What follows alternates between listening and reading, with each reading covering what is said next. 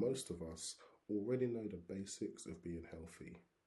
Eat better, drink more water, move more, sleep properly, stop overeating. But knowing what to do and actually doing it are two completely different things. I'm not a doctor, I'm not a nutritionist, I'm not a health guru. I'm just a man on my own journey with health and nutrition, learning as I go, testing what makes sense, what works for me. We are all different and different things work for different people. I'm here to share the information that helps me understand my body better, because sometimes the message is not new. Sometimes we have heard it 100 times before, but then, for some reason, one day we hear it from the right voice, in the right way. We hear it at the right time, and something finally clicks. And that is the purpose of this channel. Not perfection, not preaching, just learning out loud, so hopefully you can learn or gain some understanding, and hopefully making health feel clearer, more practical and more human. So if the message resonates, if the delivery helps, or if this is the kind of content you want more of, like the video, subscribe to the channel and share it with someone who might need to hear it. I'm Leon Figures, and I hope you enjoy this video on some of the health benefits of drinking water. I've looked up some credible sources and provide a brief summary of what I found, but I encourage you to look at them yourselves and apply your knowledge to your health journey. Drinking water can affect your appetite. There is credible clinical evidence showing that drinking water before meals can reduce calorie intake and help prevent overeating. And again, not because water is magical, not because water melts fat, not because there is some mystical cleansing effect, because water physically changes what is happening inside the stomach before food even arrives. A lot of what people think overeating is purely a willpower issue. They think they are just greedy. They think they simply need more discipline. But biology plays a much bigger role in meal behaviour than people like to admit. Your stomach contains stretch receptors. These are sensors that respond to volume.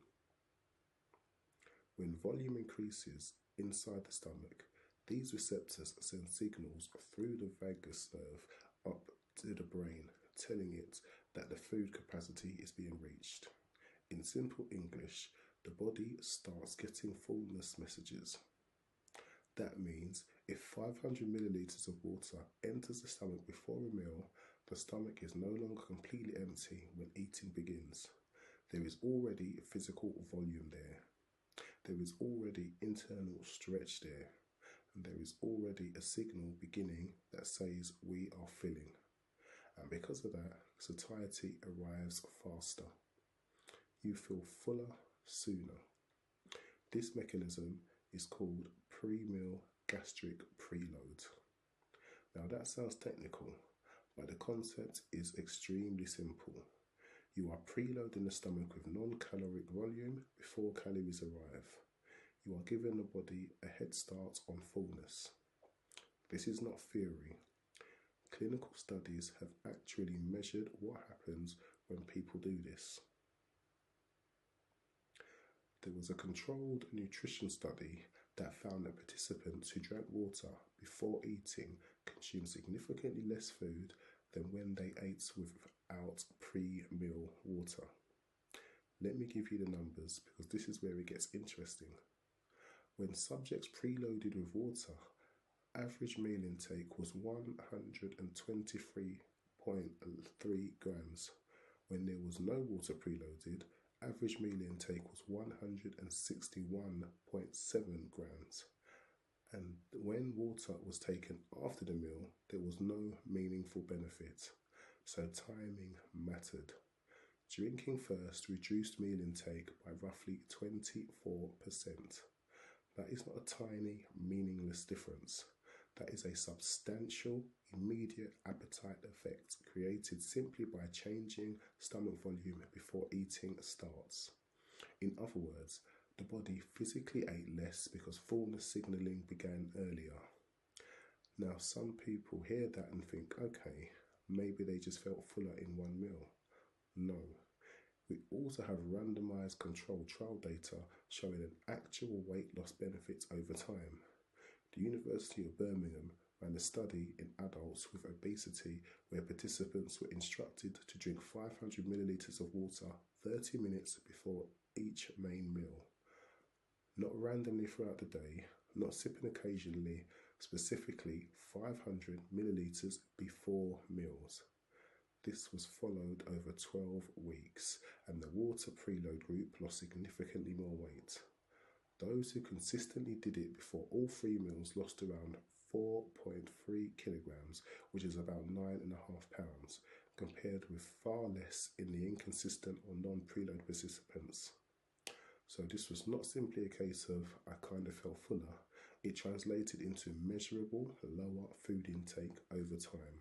And measurable lower food intake over time translated into measurable weight reduction. Now, medically, why does this reduce overeating? There are 3 physiological reasons.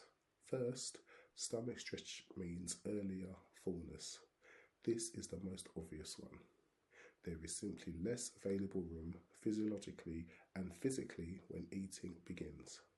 The body is not starting from 0 volume. Second, there is a slower meal initiation hunger. When people begin eating from a completely empty and highly hungry state, they often attack food aggressively. They eat quickly. They overserve. They chew less. They are driven by an urgency.